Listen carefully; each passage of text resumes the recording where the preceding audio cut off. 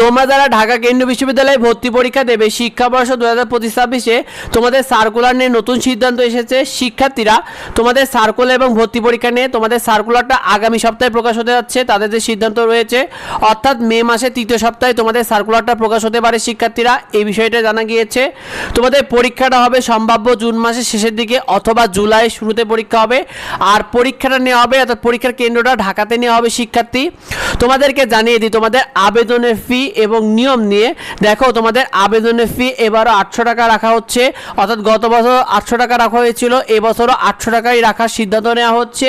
এবং তোমাদের আবেদন চলবে 10 জুন পর্যন্ত, অর্থাৎ তারা যে সিদ্ধান্তটা নিচ্ছে তোমাদের সার্কুলার প্রকাশ হওয়ার পর থেকে তোমাদের আবেদনটা শুরু হয়ে যাবে এবং আবেদনটা চলবে 10 জুন পর্যন্ত, এটাই জানা যাচ্ছে। শিক্ষার্থী তোমাদের নেগেটিভ নাম্বার অর্থাৎ তোমাদের নেগেটিভ নাম্বার 4টা ভুল গেলে 1 নাম্বার কাটা যাবে, অর্থাৎ 0.25 করে থাকবে। তোমাদের সেকেন্ড টাইমার কিন্তু অবশ্যই আছে। তোমরা যারা এসএসসি 2020, 21, 22, 23 এই 4টা সালের মধ্যে যারা এসএসসি পরীক্ষা দিয়েছিলে এবং এইচএসসি পরীক্ষা যারা 24-25 সালে ছিলে তোমরা সবাই আবেদনের সুযোগ পাবে। তোমাদের নিজ ইউনিটে পরীক্ষা দিয়ে তোমাদের অন্য বিভাগের সাবজেক্ট পাওয়া যাবে, অর্থাৎ গুচ্ছের মতো। তবে তোমার বিভাগ পরিবর্তনের জন্য তোমার আলাদা কোনো ইউনিট রাখা হচ্ছে না। তোমার নিজের ইউনিটে পরীক্ষা দিয়ে তুমি অন্য বিভাগের সাবজেক্ট চয়েস দিতে পারবে। তোমাদের ভর্তি সিলেবাস এবং আবেদনের যোগ্যতা বিষয় নিয়ে তোমাদের সিলেবাস থাকছে শর্ট সিলেবাসে, এইচএসসি 2025-এর সিলেবাসে। এই ইউনিটে তোমরা যারা বিজ্ঞান বিভাগে রয়েছে এসএসসি এসএসসি মিলে 7 পয়েন্ট, বি ইউনিটে মানবিকে 6 পয়েন্ট এবং সি ইউনিটে বাণিজ্য বিভাগে 6.5 পয়েন্ট লাগবে। তোমাদের নতুন মানবন্ধন কেমন হবে? তোমরা যারা এই ইউনিটে সায়েন্সে রয়েছো তোমাদের পদার্থে 25, রসায়নে 25 এই দুটো তোমাদেরকে দাগাইতেই হবে। জীববিজ্ঞানে 25 থাকবে, গণিতে 25 থাকবে। এই দুইটার মধ্যে যে কোনো একটা দাগাতে হবে অথবা দুইটাও দাগাতে পারো।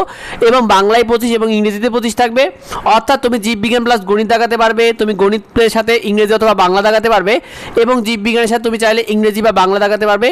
তোমাদের যারা বি ইউনিটে পরীক্ষা দেবে মানবিকে তোমাদের বাংলায় 25, ইংরেজিতে 25 এবং সাধারণ জ্ঞানে 50 নাম্বার থাকবে।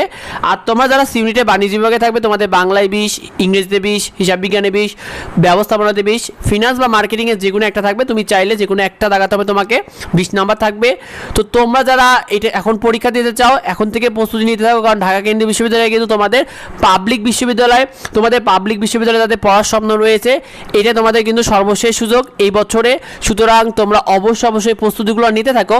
আর এই বিষয়টা বেশি তোমার বন্ধুদের মধ্যে শেয়ার করে দাও যাতে অন্যরা জানতে পারে। নিয়মিত আপডেটগুলো আমাদের চ্যানেলে পেয়ে যাবে, সেগুলো পেতে সাবস্ক্রাইব করে রাখো এবং যদি জানা থাকে অবশ্যই ভিডিওতে কমেন্ট করো।